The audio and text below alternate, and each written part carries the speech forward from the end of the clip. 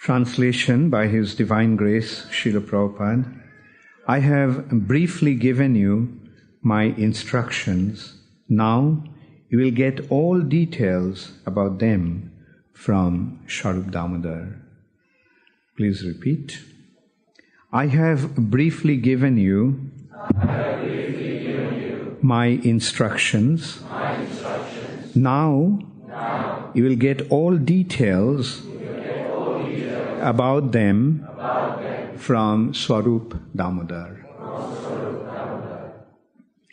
So this chapter is entitled as Lord Chaitanya meets Raghunath Das Goswami. So I will briefly discuss the background. Raghunath Das Goswami was the son of a very, very wealthy person. His father's income those days, that means about 500 years ago, was 2 million rupees. And what was the value of a rupee? Like with 1 rupee, you could buy 100 kilos of rice. So you can well imagine what 2 million rupees or 20 lakhs rupees a year actually meant. Probably gold was costing, I have seen gold costing 75 rupees. Bhari. Bhari is 12 grams. 12 grams. So it was about, in England also, what was 1 pound actually? 1 pound was a gold coin.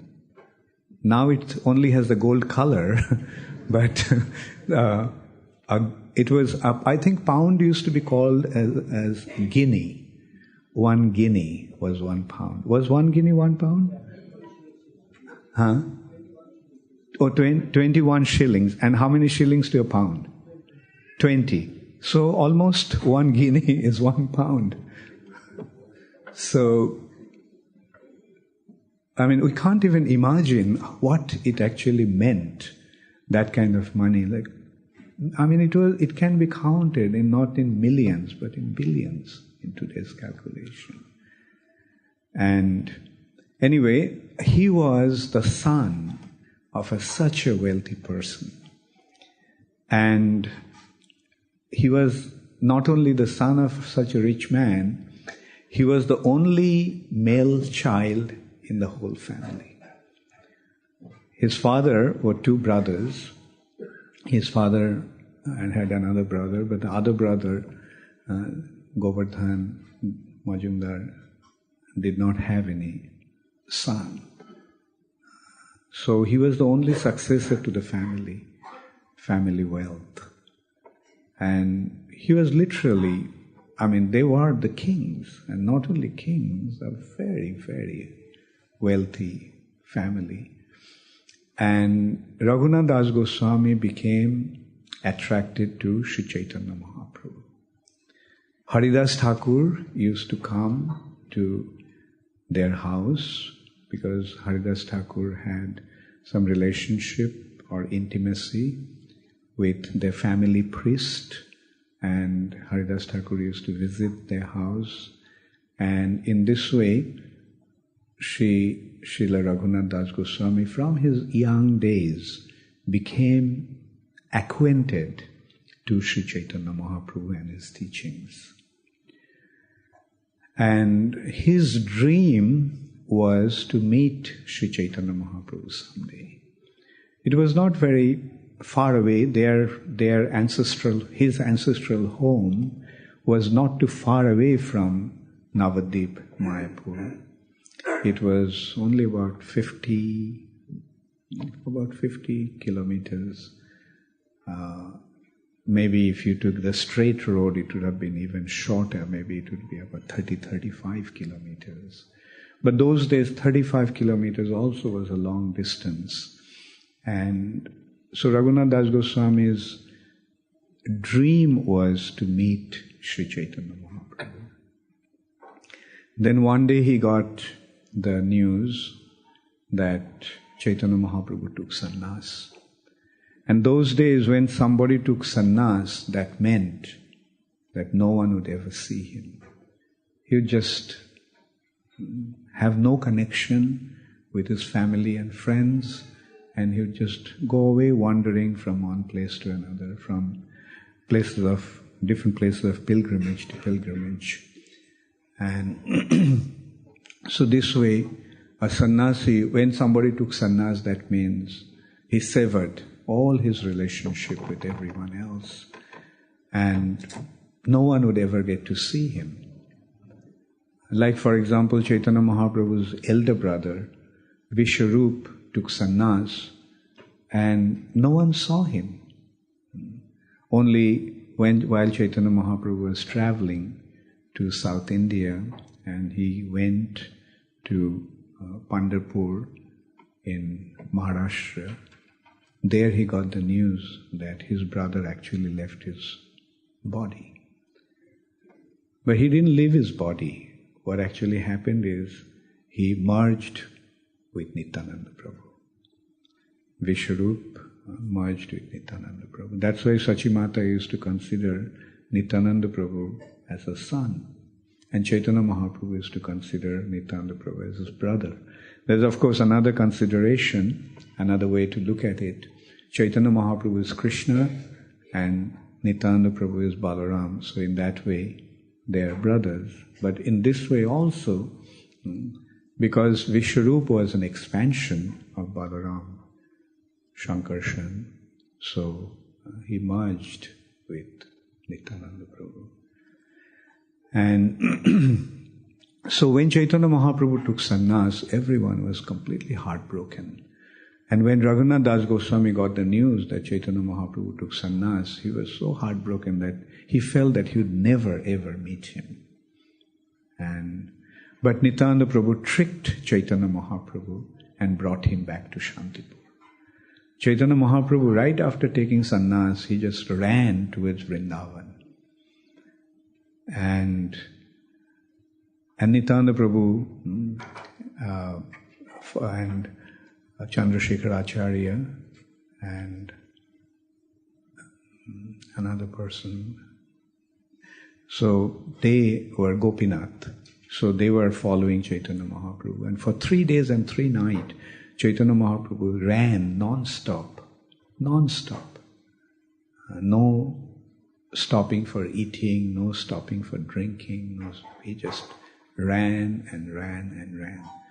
But by Nityananda Prabhu's arrangement, Jogamaya's arrangement, Jogamaya happens to be a potency of Balaram. So we can, here also we can see who is the Lord of Jogamaya. So Nityananda Prabhu made Chaitanya Mahaprabhu run through northern part of Bengal for 3 days. And they just went round and round and round. And Chaitanya Mahaprabhu thought that he came to, Nityananda Prabhu actually Nityananda Prabhu brought him near the Ganges, near Shantipur, and the other side of Shantipur, that's called Ambika Kalna. And there, Nityananda Prabhu saw some cowherd boys tending cows in the field. So he told the boys, look, when this person comes and asks, what is this place? Tell them that this is Vrindavan. And so Chaitanya Mahaprabhu, seeing the cowherd boys and the cows in the field, his remembrance of Vrindavan awakened. And he asked these cowherd boys, what is this place? Can you tell me what's the name of this place? And they said, this is Vrindavan. And Chaitanya Mahaprabhu told Nityananda Prabhu, Nityananda, we came to Vrindavan. Nityananda Prabhu said, yes, we came to Vrindavan. And see, there is Jamuna. And he pointed to Ganga. And Chaitanya Mahaprabhu immediately jumped into the river. Now in the meantime, Nityananda Prabhu sent a message to Advaita Acharya and told him to come in a boat with some dry clothes for Chaitanya Mahaprabhu, because Chaitanya Mahaprabhu just left with only one piece of cloth. He did not have any change of clothes. So he knew that my Chaitanya Mahaprabhu would take bath and then he would need some dry clothes. So Advaita Acharya came in a boat, and then Chaitanya Mahaprabhu saw Advaita Acharya and asked him, Advaita, how come you came here? How come you came to Vrindavan? Now Advaita Acharya said that actually this is Ganga and this is, the other side is Shantipur. I just came being instructed by Nityananda Prabhu to come here. So Chaitanya Mahaprabhu became very, very upset. He told Nityananda, why did you lie to me? You told me that this is Vrindavan, you told me this is Jamuna. What's happening? Then Nityananda Prabhu said, no, I didn't lie, because wherever you are, that's Vrindavan. So, and after merging in Prayag, Ganga and Jamuna, although apparently are flowing together, but actually Jamuna is flowing on the right-hand side and Ganga is flowing on Jamuna is flowing on the left-hand side and Ganga is flowing on the right-hand side. So, since he took bath in the left-hand side, it is Jamuna. I never lied. And so then Advaita Acharya took Chaitanya Mahaprabhu and Nityananda Prabhu to his house on the other side of the river. And the news spread that Chaitanya Mahaprabhu came to Shantipur in the house of Advaita Acharya. And Advaita Acharya, or Chaitanya Mahaprabhu Advaita Acharya sent message to Shachi Mata that Chaitanya Mahaprabhu has come to Shantipur, because Shachi Mata was very, very heartbroken. She was completely devastated after Chaitanya Mahaprabhu's sannyas. So she was informed that Chaitanya Mahaprabhu came and she should come to see him, and all the residents of Navadvip should come. So all the residents of Navadvip came to see Chaitanya Mahaprabhu. He was so dear to them that when they got the news, first of all, they're completely heartbroken when they heard that he took sannyas and left home. One night, Chaitanya Mahaprabhu just left home and he went to Katwa and took sannyas from Keshav Bharati, and then he wanted to go to Vrindavan, but Nityananda Prabhu very mercifully brought him back. He knew how heartbroken the residents of Navadvip would be due to their separation from him. So he was brought back to Shantipur. At that time, Raghunath Das Goswami also got the news that Chaitanya Mahaprabhu came to Shantipur in the house of Advaita Acharya. So he went to see him. He thought that would be an opportunity to have his darshan.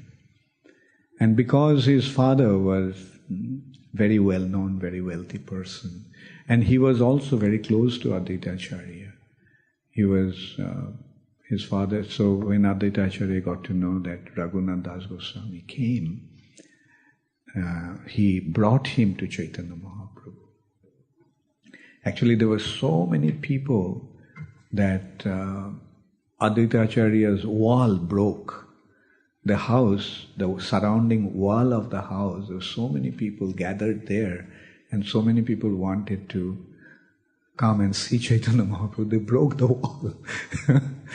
And but Raghunath Das Goswami was a very special person, and he was treated also very specially, so he was brought to Chaitanya Mahaprabhu. So when he came to Chaitanya Mahaprabhu, he expressed his desire to go with him. He said, I will also go with you. Then Chaitanya Mahaprabhu instructed him, no, you stay at home, and there is no need to no need to display artificial renunciation. Jatha yogyo bish markot boiragyo na koroho lok dekhaiya jatha yogyo bishay bhunjo anashakto hoiya. Sri Chaitanya Mahaprabhu gave the instruction that there is no need to display markat vairagya. Markat means monkey, and vairagya means renunciation. Apparently monkeys are very renounced. They don't wear clothes. They live in the forest. They eat fruits and roots. They're vegetarians. Most of the monkeys are vegetarians. But can a monkey be considered to be renounced? No. Prabhupada mentioned each monkey has 12 wives. So, and Chaitanya Mahaprabhu told him not to display this kind of artificial renunciation. So artificial renunciation apparently looks like renounce, but internally they're attached. So that is called monkey renunciation, artificial renunciation. So Chaitanya Mahaprabhu instructed Raghunath Das Goswami not to go that way. But jatha yogyo vishay bhunjo anashakto hoiya. With a mood of total detachment, you just indulge in whatever is necessary. Just accept whatever is necessary. So, this is the teachings of Sri Chaitanya Mahaprabhu. Yukta Vairagya, not Falgu Vairagya or Markat Vairagya. And Falgu Vairagya also is same as Markat Vairagya. Falgu means artificial. It is not there, but it appears to be there. There is no renunciation in the heart. So, Krishna also instructed in Bhagavad Gita on the same point that if sarvendriyani sanjamya ya aste manasa smaran indriyarthan vimuratma mithacharas uchyate. Sarvendriyani sanjamya, apparently it seems that they have controlled their senses, all the senses, sanjamya. Sarva indriyani, all the senses have been controlled or withdrawn. Ya abat, ya aste manasa smaran. Apparently they have withdrawn their senses, external senses, but internally they are dwelling on the objects of the senses. And indriyarthan vimuratma, for the sake of sense gratification. So their renunciation is just an artificial thing. Their withdrawing of the senses from the objects of the senses is just an artificial display.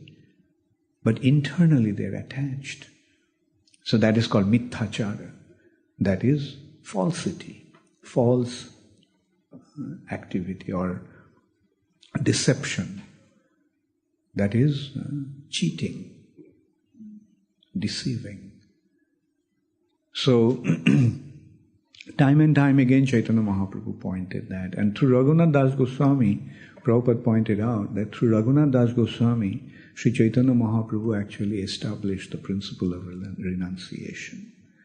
Through different intimate associates, Sri Chaitanya Mahaprabhu displayed different aspects of his teachings.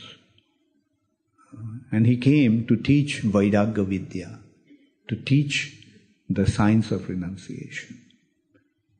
And that science of renunciation is Nija Bhakti Yogam, his own devotional service to his lotus feet. Like they are non-different actually. They are two sides of the same coin. Devotional service and renunciation is two sides of the same coin. How? As one develops his devotion to the Supreme Personality of Godhead, he loses his interest for sense gratification. He loses his attachment to the material nature. As one becomes attracted to the spiritual nature, he becomes averse to the material nature. So there is no need to artificially try to become detached or renounced. It will happen. as a natural consequence of development of devotion. Bhakti pareshanubhava viraktir annatracha. Just as one develops bhakti to paresha, to the Supreme Personality of Godhead, viraktir, aversion, will automatically develop annatracha to everything else. Attachment to Krishna will automatically lead to detachment to matter. So Chaitanya Mahaprabhu came to teach that. Vairagya vidya, nija bhakti yoga. The science of renunciation, which is actually his own devotional service. And Shikharthameka Purusha Purana. In order to teach that, the Supreme Personality of Godhead has come as Sri Krishna Chaitanya Sharirodhari, as Sri Krishna Chaitanya Mahaprabhu. So, Raghunath Das Goswami, actually all the Goswamis are the personification of renunciation. Takta Turna Mashesha Mandalapati Srenim Shada Tuchyavat. These personalities, these Goswamis, who are very, very opulent individuals. Ashesha Mandalapati Srenim. They were associating, or Mandalapati, the kings and monarchs, were eager to have the association. They're constantly associating with these very, very exalted kings and monarchs, very materially, very opulent individuals. Like Rupa Goswami and Sanatana Goswami were the finance minister and the chief minister of the king of Bengal, Nawab Hussain Shah. And Hussain Shah was so attached to them that he used to consider Sanatana Goswami as his elder brother. And when Sanatana Goswami told him that he wanted to resign from his service as a minister, the king just refused. He said, how can that be? He said that your younger brother is a bandit. He identified himself as a bandit, as a robber. And you are the only one who is capable of rule the kingdom, run the kingdom. And that's what you are doing. I don't have the ability. I'm good at war. I like to fight. But when it comes to properly run the kingdom, I can't. And that's what you are doing. So if you leave, what's going to happen?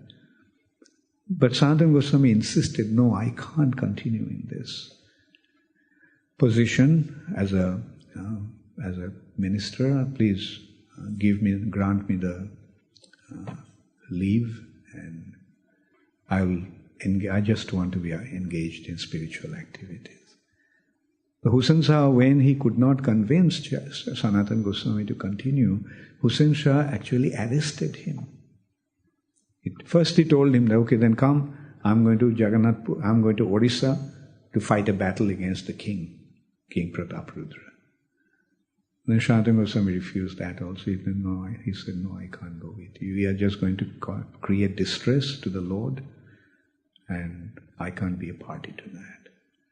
Then Hussain Shah was so upset, he told his bodyguards to arrest him and put him in the prison. And he was arrested, but of course Sanatana Goswami left. Now we can see how attached this king must have been to Sanatana Goswami. He was prepared to give him anything. He actually left the whole kingdom to Sanatana Goswami to run, because he loved to fight. He was a Kshatriya, warrior. He loved to fight.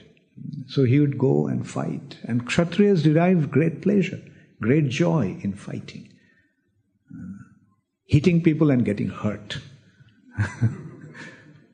So, and running the kingdom was left up to Sanatana Goswami. Similarly, Rupa Goswami was the finance minister. He was in control of his whole treasury, finance. So we can see the two most responsible positions of the king of Bengal, and those days Bengal was the most opulent place in India. And left it up to them. But Raghunath Das Goswami was very special. Raghunath Das Goswami was the son of a king, a very, very wealthy landlord. And he was the only son to the family. And Raghunath Das Goswami left home when he was just a young man. And he used to run away from home to meet with Chaitanya Mahaprabhu in Jagannath Puri. And he used to be brought back to the house. His father would send the guards and sepoys, soldiers, to bring him back. And then finally they got him married. They got him married to a girl so beautiful that it has been described that she was like a demigoddess. She was like an apsara, beautiful as an apsara. But Raghunath Das Goswami was not interested in family life. He just kept on running away. But then, finally, when Raghunath Das Goswami was married, had a child, and everybody felt that now he is okay. Maya has tied him down. At that time, Raghunath Das Goswami left.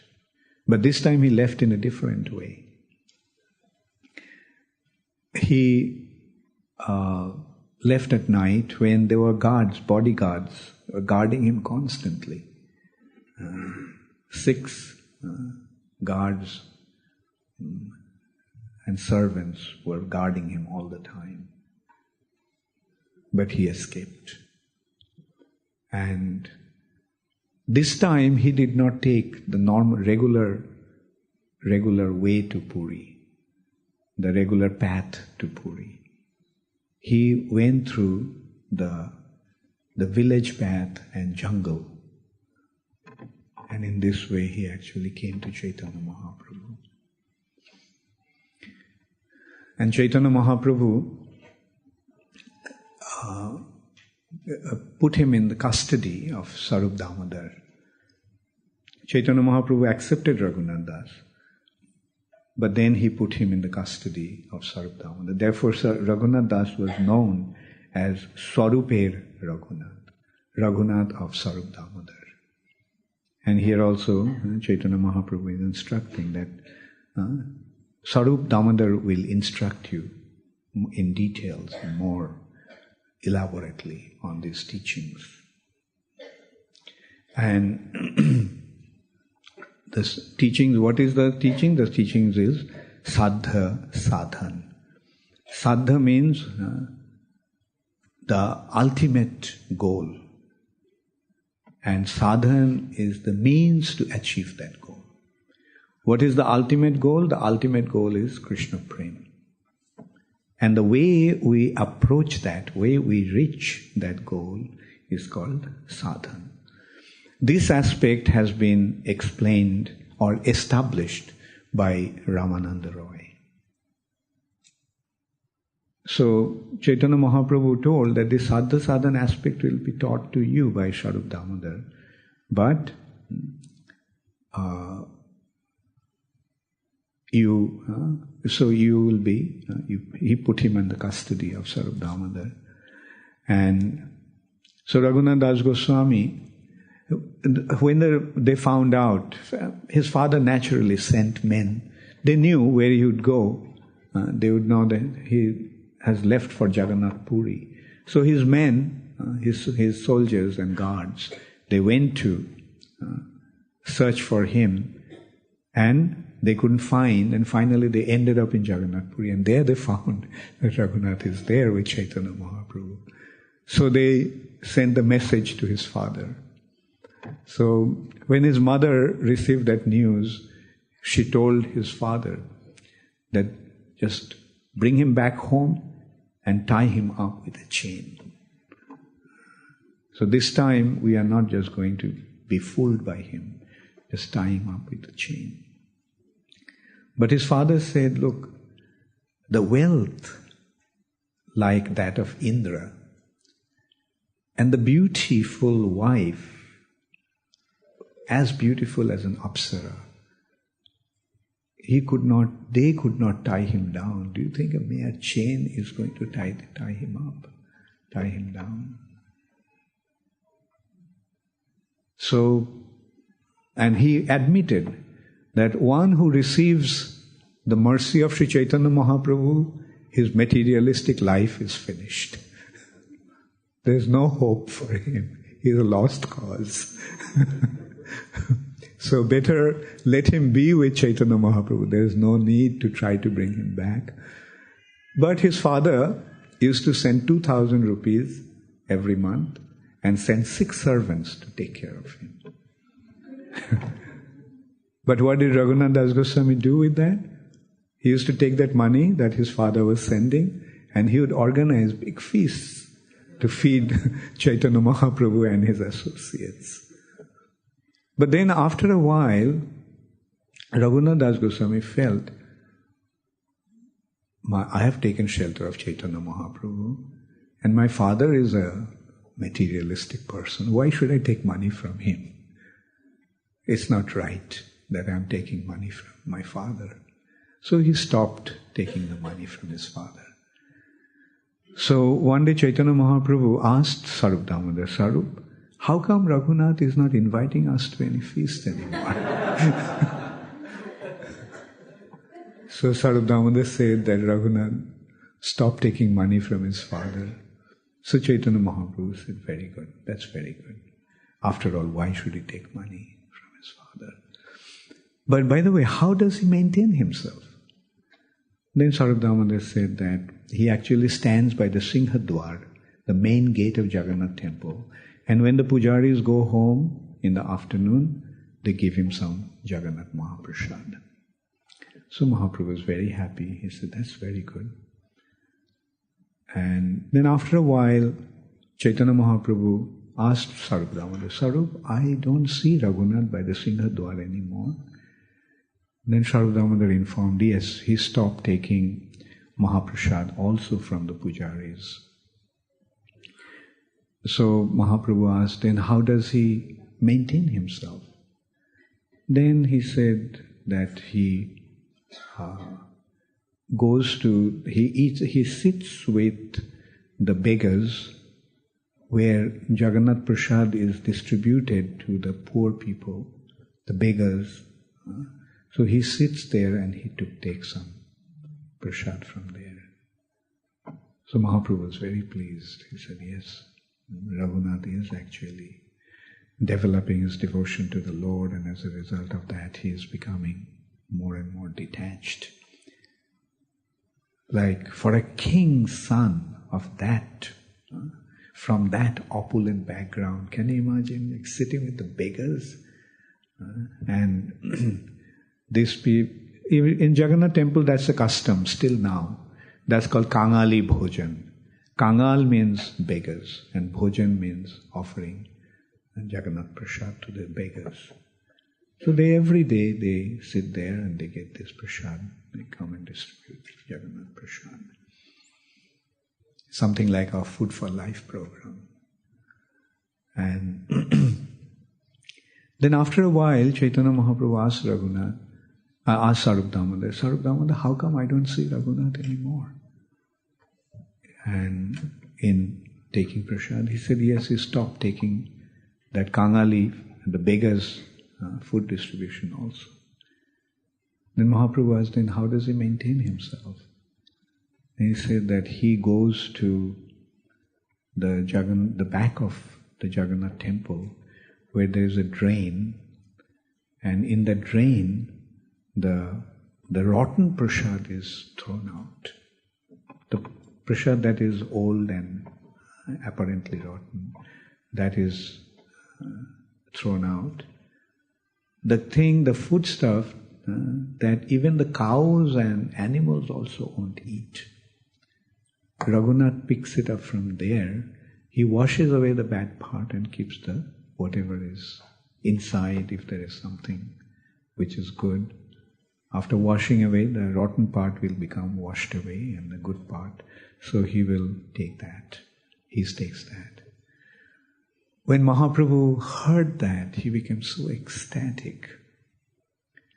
he just ran to where Raghunath used to live. Raghunath Das Goswami used to live next to Haridas Thakur's cottage. So he went there and he told Raghunath, Raghunath, you are having this most delicious prasad, the most special prasad of Lord Jagannath, and you're depriving us of it. So Raghunath felt very embarrassed. He said, no, Mahaprabhu, I am not. And Mahaprabhu said, oh, now you're lying to me also. And saying that the prasad that was kept at the corner of the room in a clay pot, Mahaprabhu reached to the clay pot and started to eat that prasad. And Raghunath Das Goswami tried to stop Mahaprabhu and said, please, it's not meant for you. And Mahaprabhu started to take that prasad of Lord Jagannath and started to dance in ecstasy. After Sri Chaitanya Mahaprabhu left, Raghunath Das Goswami left. He couldn't stay in Jagannath Puri any longer. He was so heartbroken due to his separation from Sri Chaitanya Mahaprabhu. He went to Vrindavan, and he thought that he would give up his body jumping from Govardhan. And Sanatana Goswami recognized, Sanatana Goswami could understand that. And so he prevented him from doing that. He said, Raghunath, he told about his incidents with Chaitanya Mahaprabhu. Sanatana Goswami also wanted to give up his body under the wheels of the chariot of Lord Jagannath. Sanatana Goswami, while traveling from Vrindavan to Jagannath Puri, he took bath in some polluted water in a pond, and as a result of that, he developed some ulcer. His whole body was afflicted with that ulcer. But whenever Chaitanya Mahaprabhu would see Sanatana Goswami, he would just embrace him. And Sanatana Goswami felt so bad that his body, which is contaminated with the ulcer, the pus and fluid is coming out of it from the ulcer. Chaitanya Mahaprabhu is embracing, touching that. Mahaprabhu's divine body is being contaminated by his touch. He tried to prevent Chaitanya Mahaprabhu, but Chaitanya Mahaprabhu wouldn't listen. He would just force to embrace him. And so finally Sanatana Goswami decided that he would give up this body under the wheel of the chariot of Lord Jagannath. But Chaitanya Mahaprabhu, who is the super soul, he told Sanatana, Sanatana, if by giving up my body I could get Krishna, then I would give up thousands of these bodies, millions of bodies. By giving up the body, we are not going to get Krishna. This body is not your body. This body has been offered to me. It's my body, it's not your body anymore. So how can you destroy somebody else's property? So Sanatana Goswami told that to Raghunath Das Goswami and told him that, look, Raghunath, you are so fortunate that you are with Chaitanya Mahaprabhu all the time in Jagannath Puri. You witnessed his pastimes so closely, so intimately. And we are all thirsty about listening to those pastimes. So please, don't deprive us of the good fortune that you receive from Sri Chaitanya Mahaprabhu. Please share them with us. Please tell us. And that would, every evening they would get together and Raghunath Das Goswami would describe different pastimes of Chaitanya Mahaprabhu in Jagannath Puri. A lot of the materials of Chaitanya Charitamrita that Krishnadas Kaviraj Goswami got from Raghunath Das Goswami's descriptions. Therefore, after every chapter, he thanked and offered his obeisances to Raghunath Das Goswami. Because the source was that. Of course, the reality is that Krishnadas Kaviraj Goswami was not recalling these pastimes of Chaitanya Mahaprabhu from his memory. Those pastimes of Chaitanya Mahaprabhu were revealed in his heart what he described is just a revelation that he perceived in the heart. Just like Valmiki wrote Ramayana. Valmiki wrote Ramayana before Lord Ramchandra appeared. How did he write the Ramayana? Because Ramayana was, Ramchandra's pastimes were being revealed, being enacted in his heart. So, Raghunath Das Goswami used to narrate Mahaprabhu's pastimes to the devotees of Vrindavan. And eventually, Raghunath Das Goswami became so detached, so withdrawn, that he used to take just a cupful. Cupful means not a porcelain cup or a silver cup. A cup made of palash leaf. Palash is a kind of flowers that their leaves are round kind of a thing. They look like small lotus leaves, but much smaller. And with that, joining the thing together, it was made into a cone. And Raghunath Das Goswami used to take just that much buttermilk once every 3 days. And his servant one day thought, the servants have a tendency to feed the master as much as they can. So he thought that if he could get a bigger cup, then probably Raghunath Das Goswami would drink more buttermilk. It would carry more buttermilk, so he got a big palash leaf, a relatively bigger palash leaf, and brought the buttermilk to Raghunath Das Goswami. So Raghunath Das Goswami, seeing that big palash leaf, he asked him, "Where did you get this leaf?"